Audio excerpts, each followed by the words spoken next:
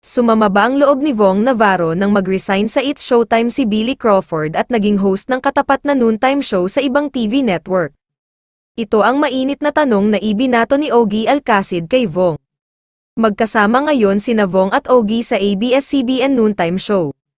Nilisa ni Billy ang It's Showtime noong 2018, at naging main host ng Tropang LOL ang itinapat na noontime show ng TV5.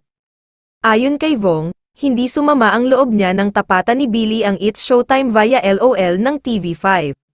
Actually, hindi ako nagtampo nung nakatapat natin siya nung LOL. Totoo ito, hindi ako nagtampo. Alam mo kung saan ako nagtampo, nung nag-resign siya sa Showtime, sagot ni Vong kay Ogie sa isang video sa YouTube channel. Pakiramdam daw kasi ni Vong ay nawalan siya ng partner, sila kasi ni Billy ang na-establish na partner sa programa. Kasi sobrang mahal namin yung show, ano kami doon, tandem talaga kami, Billy Vong nga. Ibinahagi pa ni Vong na sinabihan silang maging tandem noong binubuo pa lamang ang It's Showtime. Lahad niya, kaya siya nilagay doon, para katandem ko, taga-salo, yun. Kaya nung nawala siya, sobrang miss ko siya, hindi lang sa sayaw, sa prod, sa magpasikat, pati dun sa hosting.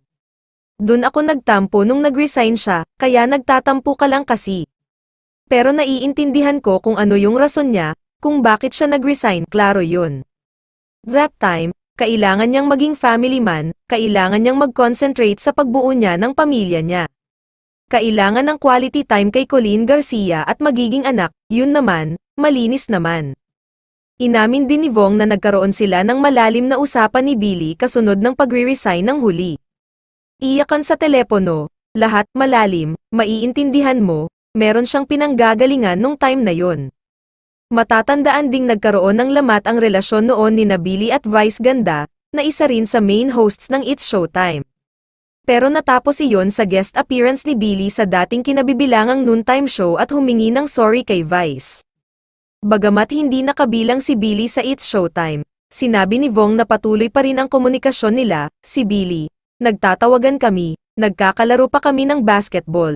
Nangangamustahan kami, si Billy. Malapit sa puso ko yan, brother ko yan. Tinanong ni Ogie si Vong kung gusto ba niyang bumalik sa programa si Billy. Sagot ni Vong, kung pwede talagang makabalik, why not?